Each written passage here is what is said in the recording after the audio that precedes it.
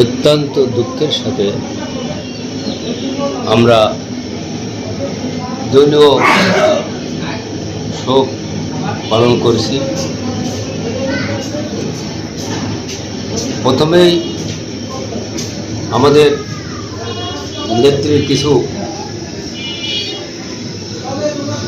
কথা না বললেই নয়। বিগত সরকারের আমলে উনি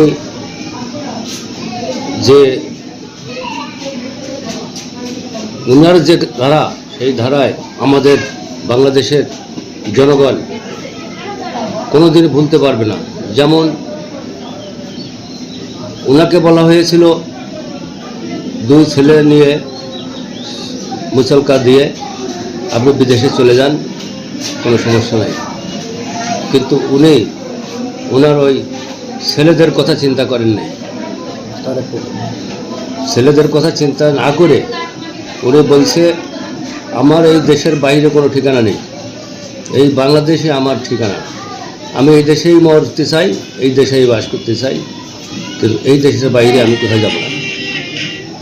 দীর্ঘ 2 বছর কারাবরণ করেছেন। তারপরও তিনি ফ্যাসিস্ট সরকারের সাথে আপোষ করেনি। উনি এমন একটি নেত্রী যে গণতন্ত্রের জন্য তিনি অনেক কিছু ত্যাগ স্বীকার করে রাজনীতি চালিয়ে গেছে।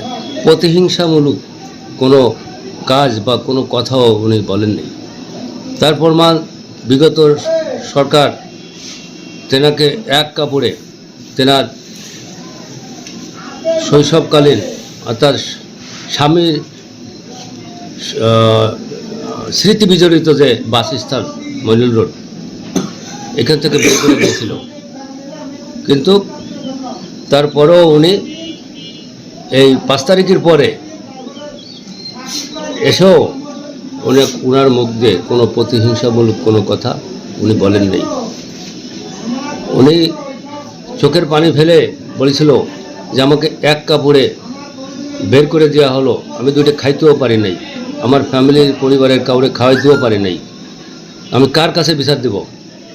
দেশে তো কোনো সরকার নাই, আমি কার কাছে বিচার দেব? এটা অত্যন্ত দুঃখজনক কথা।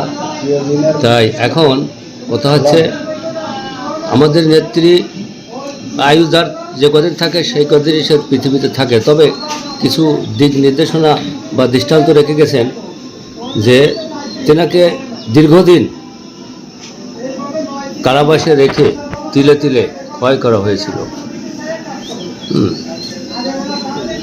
এখন কথা হচ্ছে উনি মারা গেছেন, ওনার যে অবদান রেখে গেছেন, উনি যে সম্মান পেয়েছেন তা ইতিপূর্বে কোনো নেত্রীর বা কোনো এরকমের মহিলা নেত্রীর, প্রধানমন্ত্রীর এরকমের সম্মান আমরা দেখি নাই।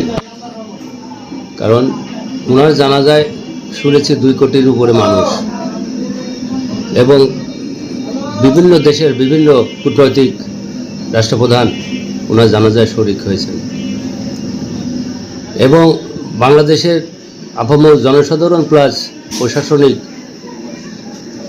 যে সেফটি বা যে সহৃদয়তা আমরা দেখেছি অনন্য, এটা ইতিহাসে বিরল। তাই আমরা ওনার রুহের মাগফিরাত কামনা করি এবং আল্লাহ তাআলার কাছে ফরিয়াদ করি যেন আমাদের দেশনেত্রী মরহুমা খালেদা জিয়াকে জান্নাতুল ফেরদাউস দান করেন, আমিন। এই বলে আমি আমার বক্তব্য শেষ করছি।